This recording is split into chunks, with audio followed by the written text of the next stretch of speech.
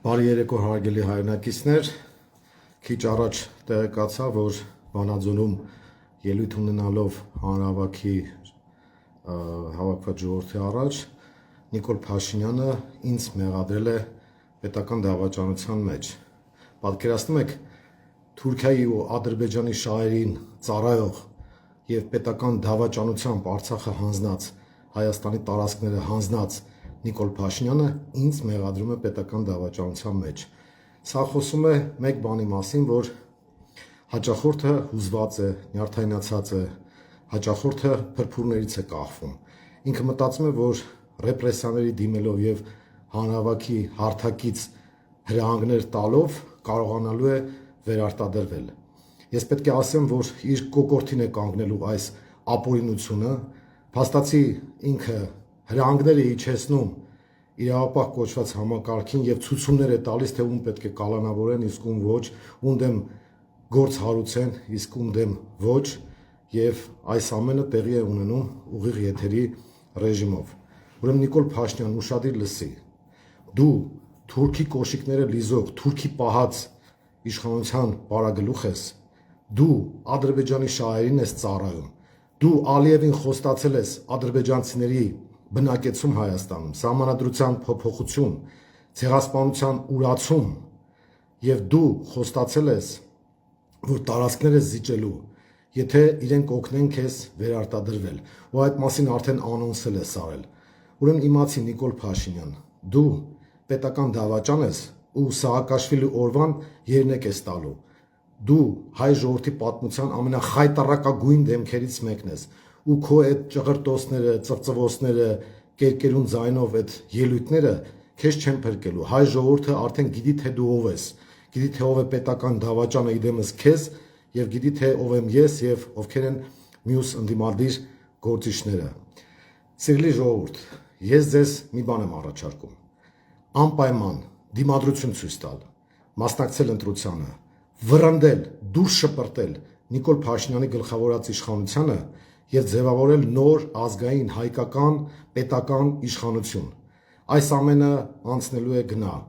Կալանավայրում լինել չլինելը որևէ խնդիր չի փոխում։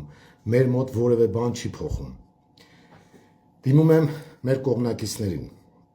Ինչպես գիտեք, Մայր Հայաստանը այս ընտրություններին մասնակցում է Բարգավաճ Հայաստանի ցուցակով։ Նրանք, ովքեր հետևել են մեր գործունեությանը, գիտեն, թե մենք ինչով ենք զբաղվել, անպայման ակտիվություն ցուցաբերեք, որևէ ձևով չընկճվեք, սադրանքների չտրվեք, անպայման քաղաքական բարձր ակտիվություն ցուցաբերեք,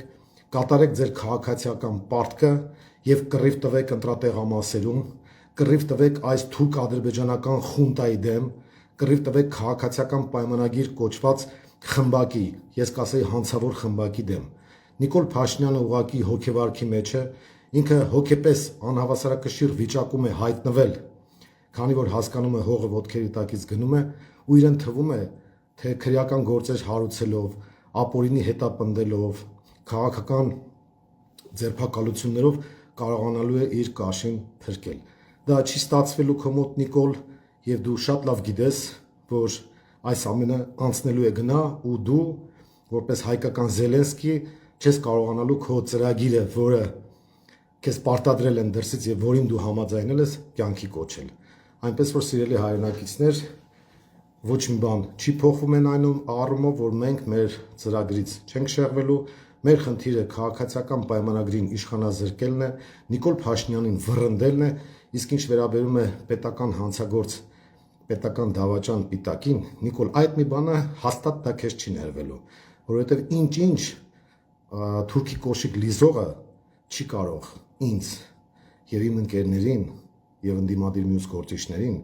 մեղադրել պետական հանցագործության, պետական դավաճանության մեջ։ Դավաճանը ինքդ ես, քո էությամբ, քո գործունեությամբ, քո ամեն ինչով, ու դու իմացիր, որ դու այս ամեն ինչի համար պատասխան ես տալու ու չես մարսելու։ Այնպես որ ինչքան ուզում ես գորգորոցդ գլուխդ գցի, լաչառացի, ինչ ուզում ես արա, որևէ բան քեզ չի փրկելու։ Քո դրսի թուրք-ադրբեջանական տերերն էլ քեզ չեն փրկելու։ Եվ Մակրոնի հետ որ Արցախը հանձնեցիք, Մակրոնը դե քեզ չի փրկելու։ Ոչինչ քեզ չի փրկելու, Նիկոլ։ Այնպես որ գնա ինչ ուզում ես արա, մարդիկ արդեն թքում են քո երեսին, քարոզ արշավի ժամանակ ասում են, որ ատում են քեզ, ասում են, որ զզվում են քեզանից, դու ես ամեն ինչը շատ լավ գիտես, այնպես որ շարունակիր այդ նյարդային պահվածքդ, քանի որ քեզ շատ քիչ ժամանակ է մնացել։ Սիրելի քաղաքացիներ, եւս մեկ անգամ դիմում եմ ձեզ, որը ձևով հետ չկանգնել պայքարից, մեր թիմակիցներին կոչ եմ անում ել ավելի կազմակերպված, ավելի ուժեղ, ավելի համարձակ քայլերի գնալ եւ պատրաստվել, որպեսզի հունիսի 7-ին մենք այս ամեն ինչի վերջ պետք է դնենք միասնական ջանքերով եւ սրանց ուղարկենք, ինչպես այսօր ես Նոբարաշենում էի ասել, քաղաքական աղբանոց։ Առայժմ լավ մնացեք։